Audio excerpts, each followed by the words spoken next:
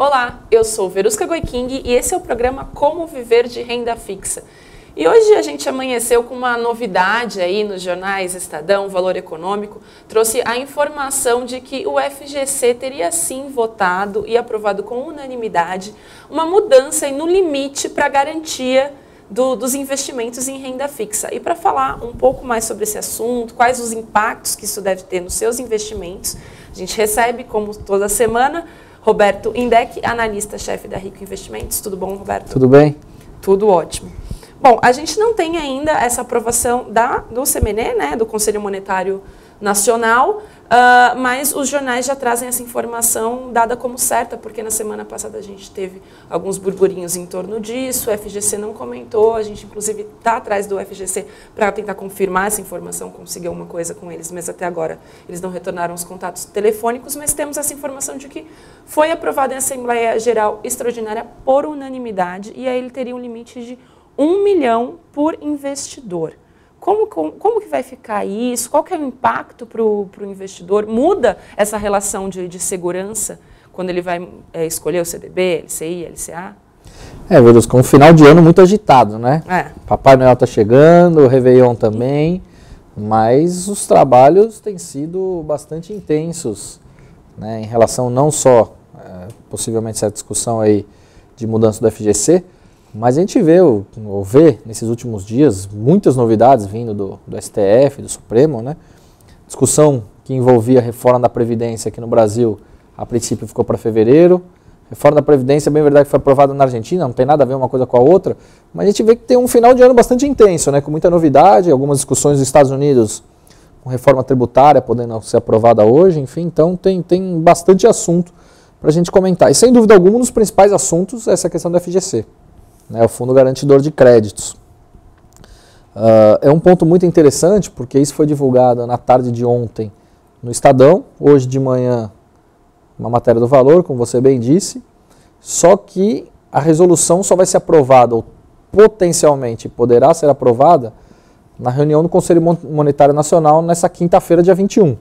Então até lá a gente ainda não tem informações concretas de fato se é exatamente isso, até porque segundo fontes.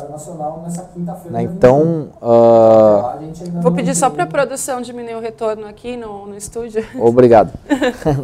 Então a gente tem essa possibilidade, e aí pelo que foi colocado na imprensa, e é uma matéria interessante colocando isso, de que o FGC teria estabelecido um limite teto de R$1 milhão para os investidores. Como que era antes? Antes não tinha limite. Antes era R$250 mil por CPF e por instituição financeira. Agora, ao que tudo indica, será R$1 milhão por CPF. E isso será válido por 4 anos. Ou seja, por exemplo, você tem dinheiro no banco A, B, C e D. E aí, diante de uma crise sistêmica que nós tivemos no país, os bancos A e B quebraram. Então, o FGC vai te garantir até R$500 mil. Certo? Então você teria esse limite de mais R$500 mil para os próximos 4 anos. Né? Então é muito mais isso. Um outro ponto que me chamou a atenção, também que muita gente deve perguntar, é o seguinte: essa nova regra não seria válida para os estoques existentes, e sim para os novos estoques a partir do momento da resolução.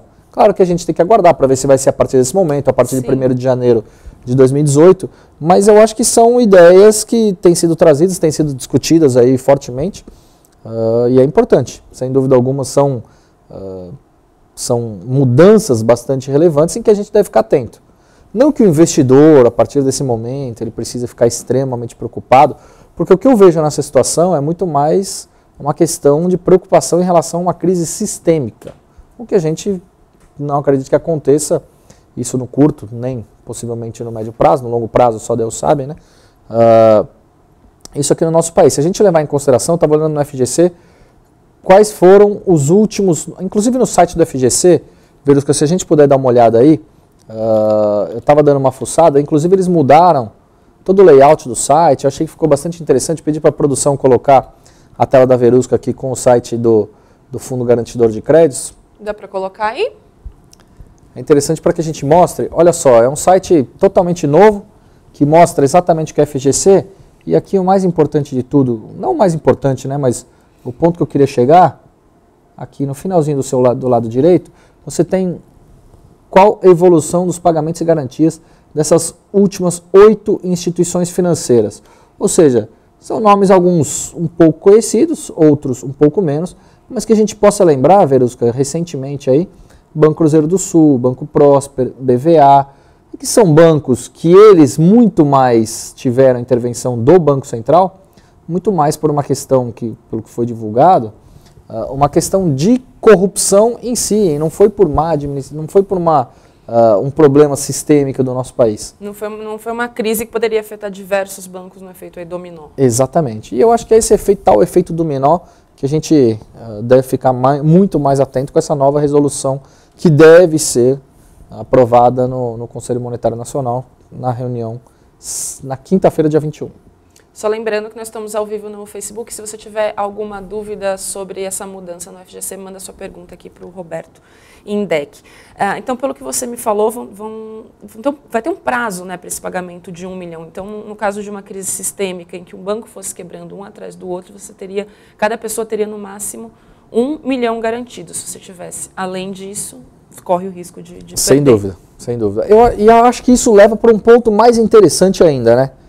Que ponto seria esse? Em que muitos investidores, principalmente aqueles grandes investidores, aqueles que têm um patrimônio acima de R$1 milhão em investimentos especificamente em renda fixa, eles podem começar a olhar para outros produtos, né? Como, por exemplo, os certificados de recebíveis, o CRI e o CRA, as debêntures, que são dívidas corporativas, né? E não tem a garantia da FGC.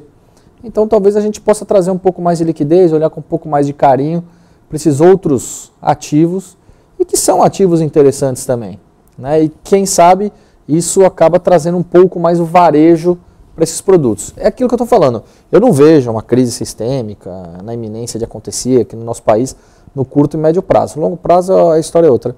Mas eu acho que dá para a gente olhar com atenção para outros caminhos a partir de agora, né? Mas desde os anos 90 para cá, a gente chegou perto de uma crise sistêmica? Teve em algum momento que, se essa nova regra tivesse em vigor, teria acendido um alerta para os investidores? Só para a gente ter uma noção do que você quer dizer com uma crise sistêmica. Olha, se a gente levar em consideração que 2015 e 2016 foram anos muito duros para o nosso país, a recessão grave, que muitos economistas, inclusive, consideram a pior recessão da história do Brasil, e a gente não viu nenhum tipo de crise sistêmica. Claro que houve uma série de preocupações em relação à inadimplência nos bancos grandes, inadimplência de pessoas físicas que aumentaram consideravelmente, provisões também. Agora, se a gente for ver também problema de inadimplência em questões de pessoas jurídicas nos bancos médios e pequenos, e que passaram por uma série de apuros, tiveram suas rentabilidades bastante diminuídas nesse período, mas a gente não viu nenhuma crise sistêmica, nenhum banco quebrando, enfim. Então eu acho que é um processo muito maior do que, inclusive, esses que a gente viu nesses últimos 2 anos de 15 e 16, que foram muito graves aqui em relação à economia do país, né? A gente sempre traz aqui no programa a possibilidade de investir em CDB que pague mais de 100% do CDI, de procurar bancos pequenos e médios. Você acredita que isso vai influenciar de alguma forma a segurança dos investidores em relação a essas instituições? Porque eu vejo essa preocupação que o Maurício Seben, ele comenta aqui no Facebook que é lamentável essa mudança e acabaram com a guerra de taxas, e o maior prejudicado será o cliente, que terá que submeter a CDB pagando 80% do CDI no bancão. Que são os bancos maiores que costumam pagar eu não vejo dessa forma. Eu não vejo dessa forma. Talvez o que as pessoas possam modificar a partir desse momento suas aplicações seria a questão de você não colocar mais, por exemplo, você tem R$1 milhão, você colocar, quebrar em R$200 mil em 5 instituições financeiras, por ter aquele limite. Talvez você coloque R$100 mil em cada instituição. Mas sempre teve esse limite dos 250 mil, né, para a instituição. Só que não tinha o limite por CPF. Então cada pessoa poderia ter quantos milhões? Era R$70 mil. Sim. Aí foi modificado para 250. Né, esse teto, e aí foi até recentemente, cerca de 3 ou 4 anos atrás aproximadamente. Certo. Não lembro a data exatamente. E se for aprovado como saiu aí na imprensa hoje, esse limite de 250 mil por instituição vai ser mantido? Ele se mantém, de 250 por instituição se mantém. E isso nos parece, segundo fontes inclusive dessa notícia, é bastante claro. né? E aí você chega nesse teto de 1 milhão para o mercado como um todo, né? Sim, e com validade de 4 anos. Com validade de 4 anos. Eu acho assim, eu não vejo nenhum tipo de preocupação, de grandes preocupações para a gente poder ter nesse momento. Eu, por exemplo, não deixaria de colocar, se eu tiver 200 mil reais quebrado em 5 instituições financeiras. Claro que você tem que notar a questão das taxas relacionadas às notas de créditos das instituições financeiras, né? Isso, sem dúvida, é muito importante, mas isso sempre foi e vai continuar sendo. Por quê? Porque quanto maior o retorno oferecido, maior, teoricamente, é o risco daquela instituição. Isso é conceito. Mas se você tiver até 250 mil, sem problemas, continua a segurança de antes. Exatamente. Eu continuo recomendando 200 mil para 5 instituições financeiras, se você tiver 1 milhão de reais. Aí, de novo, você pode até olhar um pouquinho mais para os certificados de recebíveis, o CRI, o CRAS, debêntures, enfim, mas eu não vejo grandes preocupações nesse momento. Esse limite de 250 mil é já com juros, né? Não é o principal, não é você colocar lá 250 mil e o que ele render não vai estar garantido se ultrapassar esse teto, né? Exatamente, exatamente. Por isso que a gente estou falando aqui em 200 mil reais, porque é 200 mil reais mais os juros no período até chegar no limite de 250 mil. É claro que com juros agora na casa dos 7%, como a gente está atualmente, da Selic, de 200 mil para a gente chegar nos 250, a gente precisa de um período um pouco mais prolongado daquele que a gente via lá em 2015, que a taxa de juros estava o dobro da de hoje em 14,25. Né? Então, eu acho que 200 mil reais é bastante factível se realizar 5 aplicações desse valor. E aí você pensa nessa divisão toda, tem que ter pelo menos 1 milhão, né, que você falou, já seria um milionário. Para as perguntas mais comuns que a gente recebe, que é de pessoa perguntando que tem 200 reais por mês para aplicar, onde coloca. Quem tem menos dinheiro, então tem menos com que se preocupar com essa mudança, é isso? Com certeza, com certeza. Mas aí a gente vê a questão de aplicação um pouco diferente, né? A gente vê direcionamentos de aplicações diferentes. Para quem quer colocar 200 reais por mês, 500, 1.000 reais por mês, a gente inclusive dificilmente consegue encontrar um CDB, uma LCI, uma LCA no valor mínimo de aplicação inicial de 1.000 reais.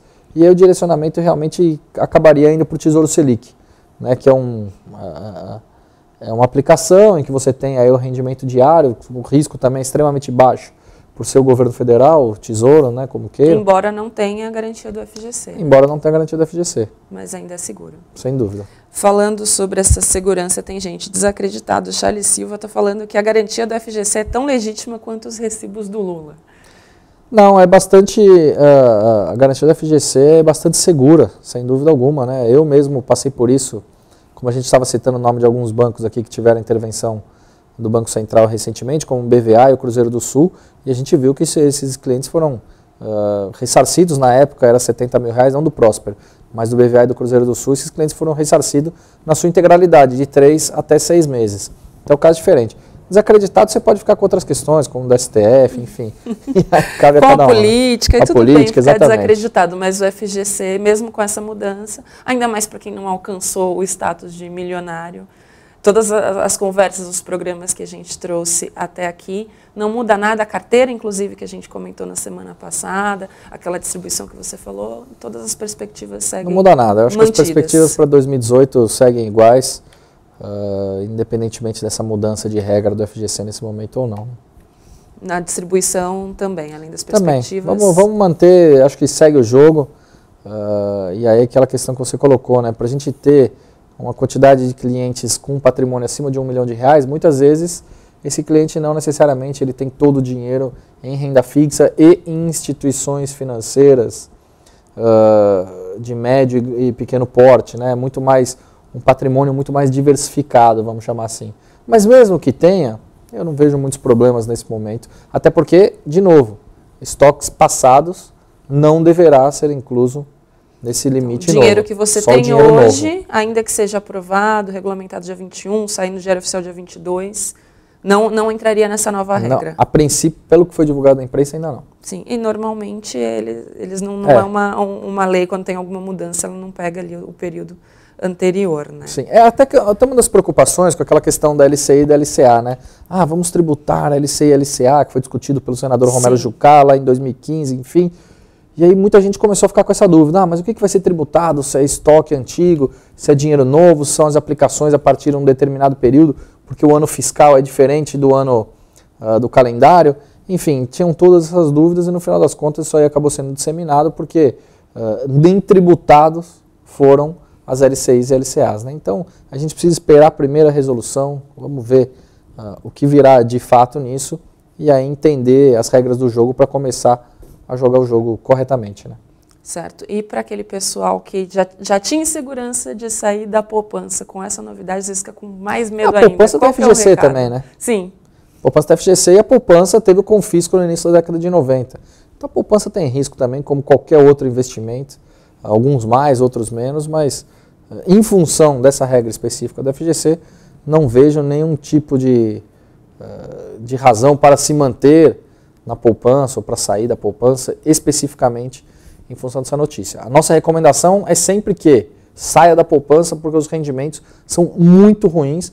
Aliás, 2018 espera-se um rendimento da poupança que não chegue a 5% no ano inteiro com a inflação a 4%. Ou seja... 1% só aí de ganho real. Praticamente nada, né? Tem coisa melhor aí em renda com fixa. Certeza. Mesmo tem gente que falando Tesouro Direto tá uma porcaria, não rende nada, o Jim falou, mas rende mais que a poupança. Vamos falar, o Tesouro Selic, ano que vem ele deve render mais do que a poupança, né? Isso é fato. Uhum.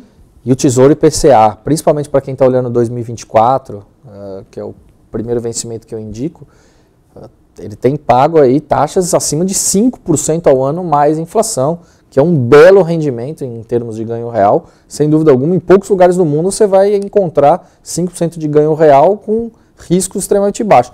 Inclusive o Tesouro pré-fixado, né? Sim. A gente vê que estão taxas relativamente atrativas. Claro que eu não costumo indicar Tesouro pré-fixado, porque a partir de janeiro de 2019 a gente vai ter um outro presidente no nosso país, aí não se sabe ainda qual será a política monetária adotada, enfim, uma série de questões que a gente pode ver as mudanças. Mas de fato as taxas estão atrativas também para o Tesouro pré-fixado, né? Então o Tesouro, eu acredito sim, que ainda estão pagando taxas interessantes. Aliás, não só os tesouros, como esses bancos médios e pequenos também pagam taxas muito boas e mais. Quando a gente está falando dessa discussão toda envolvendo o limite do FGC e tal, dessa mudança, tem que levar em consideração que tem bancos médios, por exemplo, no caso do Banco ABC, que é um excelente banco. É claro que ele não vai apresentar taxas de rentabilidade de suas aplicações tão boas quanto outros de pequeno porte, mas mesmo assim também ele tem apresentado algumas taxas interessantes. É um meio termo, né? O banco grande normalmente paga bem menos. O banco grande paga 85 do CDI, num CDB. Dá mais ou menos esse valor na média, geral. Claro que isso vai depender do valor financeiro e tal. Sim. E aí você pega bancos médios de menor risco, eles já pagam, por exemplo, cerca de 95% de CDI. É uma taxa muito interessante. E aí bancos de pequeno porte, que com um pouquinho mais de risco também, mas aí de novo, entrando nessa garantia e tal, essa todos garantidos pelo FGC. Todos garantidos. O bancão e o banquinho. 110, né? 115, 120. Eu particularmente investiria sim em bancos médios pequenos. Eu acho que é uma taxa muito boa, né? 120% de CDI, sem dúvida alguma, para 1 ano, 2 anos, realmente é muito bom. Bom, o seu conteúdo aí do que você disponibiliza para a nossa audiência também se mantém atualizado mesmo com essa mudança no FGC, né? Sim. Vamos esperar essa resolução do CMN e aí vamos ver a necessidade da gente trocar algum ajuste nas considerações, sem dúvida alguma. Mas está lá disponível no site do InfoMoney, o e-book de renda fixa, para quem quiser acessar de forma gratuita. Para quem quiser olhar também, todos os dias eu falo na minha página do Facebook, no Radar do Dinheiro, vou comentar também sobre esse tema, sem dúvida alguma. E no canal do YouTube, meu canal No Radar do Dinheiro, também estou em falta com alguns vídeos que eu fiquei de gravar, mas o tempo você sabe que está muito escasso aqui. Fim de ano, está correndo para todo mundo. Mas vamos voltar a gravar os vídeos de uma forma mais recorrente. Certo. Obrigada por trazer essa discussão aqui. Nem foi aprovado, mas aí a gente já pegou o assunto bem no quente, né? O pessoal todo curioso aqui. O Diógenes falou que não chegou a tempo, mas Diógenes vai ficar o vídeo no Facebook e também na home do InfoMoney e também no aplicativo, se você não tiver, tanto para Android como para iOS, você pode baixar o aplicativo do InfoMoney, que lá a gente tem a TV. Roberto, ia acrescentar? Vou acrescentar que eu estava dando uma olhada aqui na página do Facebook.